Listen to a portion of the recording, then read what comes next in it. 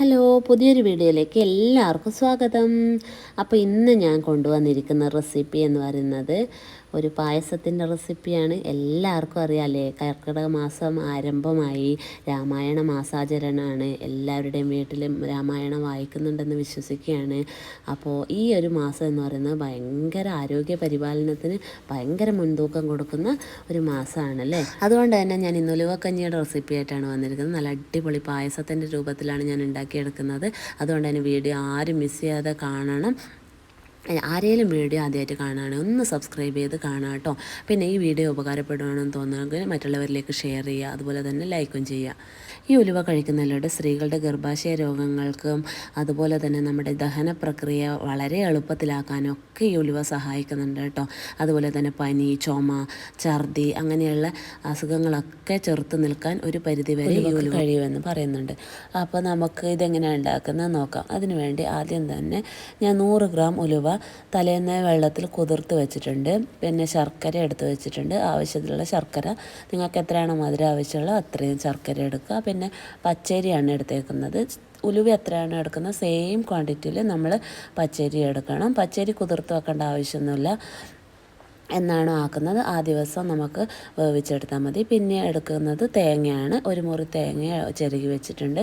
അപ്പോൾ അതിൻ്റെ പാലാണ് നമ്മൾ ഒഴിച്ചു കൊടുക്കുന്നത്. നിങ്ങൾക്ക് തേങ്ങ ചിരകിയിട്ടിടുന്നതാണ് ഇഷ്ടമെങ്കിൽ അങ്ങനെയും കഴിക്കാം കേട്ടോ. ഉലുവ നമ്മൾ കർക്കിടക മാസത്തിൽ 7 ദിവസം കഴിക്കുകയാണെങ്കിൽ അത്രയും ഗുണം കിട്ടുമെന്നാണ് പറയുന്നത്. 7 ദിവസം കഴിക്കാൻ പറ്റുന്നവരൊക്കെ കഴിക്കട്ടോ. അപ്പോൾ ഉലുവക്ക് ചെറിയൊരു കയ്പ ടേസ്റ്റ് ഉണ്ട്, എന്നാലും നമ്മളതിന് വേണ്ടിയാണ് ശർക്കര ഇട്ട് കൊടുക്കുന്നത്. അപ്പോൾ ഈ ശരീരത്തിന് ഭയങ്കര ഉണർവും ഉന്മേഷവും ഒക്കെ നൽകുമെന്നാണ് പറയുന്നത് ഈ ഉലുവക്കഞ്ഞി. വളരെ കുറഞ്ഞ ചേരുവകൾ വെച്ചാണ് നമ്മളിവിടെ ഉണ്ടാക്കിയിരിക്കുന്നത്. അപ്പോൾ നിങ്ങൾ മസ്റ്റായിട്ട് ഉണ്ടാക്കി വെക്കുക. വീട്ടിൽ ഉലുവ ഉണ്ടെങ്കിൽ ഉലുവ കുതിർത്ത് വെച്ച് ഇതുപോലെ പച്ചരിയും എല്ലാവരുടെ വീട്ടിലും ഉണ്ടാവും. അതൊക്കെ വെച്ചിട്ട് ഒന്നുണ്ടാക്കി നോക്കുക. അടിപൊളി നല്ലൊരു ഹെൽത്തിയാണ്. കുറച്ച് ടേസ്റ്റ് കയ്പ ടേസ്റ്റ് ഉണ്ടെന്നേ ഉള്ളൂ. പക്ഷേ അത് നമ്മൾ ഈ വെല്ലം ഇടുന്നതിലൂടെ അത് കുറക്കാൻ പറ്റും. അപ്പോൾ എല്ലാവരും ഉണ്ടാക്കി നോക്കി കഴിക്കുക. ഈ കർക്കിടക മാസം എല്ലാവരുടെ ആരോഗ്യ പരിപാലനത്തിൽ എല്ലാവരും ഭയങ്കര ശ്രദ്ധ കൊടുക്കുക കേട്ടോ. അപ്പോൾ ഞാൻ ഈ കുതിർത്ത് വെച്ച ഉലുവ അതുപോലെ കുക്കറിൽ ഇട്ട് കൊടുക്കുകയാണ്. അരിയും ഇട്ട് കൊടുത്തിട്ടുണ്ട്. അതിൽ ആവശ്യത്തിന് പാകത്തിന് വെള്ളം ഒഴിച്ചു കൊടുത്തിട്ടുണ്ട്. അത് മുങ്ങാൻ പാകത്തിനുള്ള വെള്ളം ഒഴിച്ചു കൊടുത്തിട്ടുണ്ട്. ഇനി അത് രണ്ടും കൂടെ ചേർത്ത് ഒന്ന് വേവിച്ചെടുക്കാം കേട്ടോ. വേവിച്ചെടുത്തതിന് ശേഷമാണ് ബാക്കിയുള്ള ഐറ്റംസൊക്കെ നമ്മൾ ഇടുന്നത്. ആ സമയത്ത് നമ്മൾ വെല്ലമൊന്നും ഇട്ട് കൊടുക്കുന്നില്ല. വെല്ലമൊക്കെ പിന്നെയാണ് ഇട്ട് കൊടുക്കുന്നത്. ഇപ്പം ഞാൻ കുക്കറിൽ ഒരു 3 വിസിൽ അത്രയും മതിയാവും.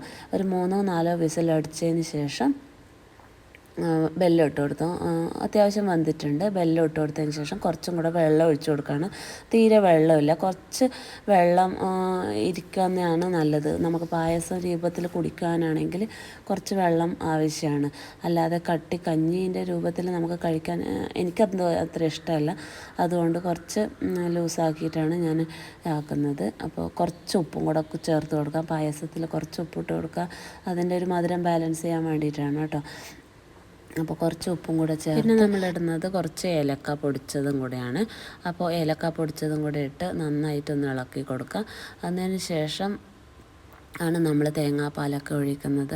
അപ്പോൾ ഈ കർക്കിടക മാസത്തിൽ എല്ലാവരും ഔഷധക്കഞ്ഞിയൊക്കെ ഉണ്ടാക്കി നോക്കണം. ഔഷധക്കഞ്ഞിയായിട്ടും ഉലുവക്കഞ്ഞിയായിട്ടും എല്ലാം. ഈ ഉലുവ ഒത്തിരി ഗുണം ചെയ്യുന്ന ഞാൻ പറഞ്ഞിട്ടുണ്ട് വീഡിയോയിൽ ആദ്യം തന്നെ. അപ്പോൾ ഉലുവ ഒരിക്കലും മിസ് ചെയ്ത് ഉലുവക്കഞ്ഞി എന്തായാലും ഉണ്ടാക്കി നോക്കണം എല്ലാവരും. അപ്പോൾ നല്ല ടേസ്റ്റാണ്. എല്ലാം കൂടി ചേർത്തതിന് ശേഷം നന്നായിട്ടൊന്ന് തിളപ്പിച്ചെടുത്തതിന് ശേഷം നമ്മുടെ ഉലുവക്കഞ്ഞി വാങ്ങി വെക്കാവുന്നതാണ്. ഇപ്പോൾ നല്ല ടേസ്റ്റി ആയിട്ടുള്ള ഡെലീഷ്യസ് ആയിട്ടുള്ള ഹെൽത്തി ആയിട്ടുള്ള ഉലുവക്കഞ്ഞി റെഡി ആയിട്ടുണ്ട്. അപ്പോൾ എല്ലാവരും വീടുകളിൽ ഒന്ന് ട്രൈ ചെയ്ത് നോക്കുക, കഴിക്കുക. എന്തായാലും ഈ കർക്കിടക മാസത്തിൽ കഴിക്കാൻ പറ്റുന്നവരൊക്കെ കഴിച്ചിരിക്കുക. അപ്പോൾ അവരവരുടെ ആരോഗ്യം അവരവരുടെ സമ്പത്താണ് അല്ലേ.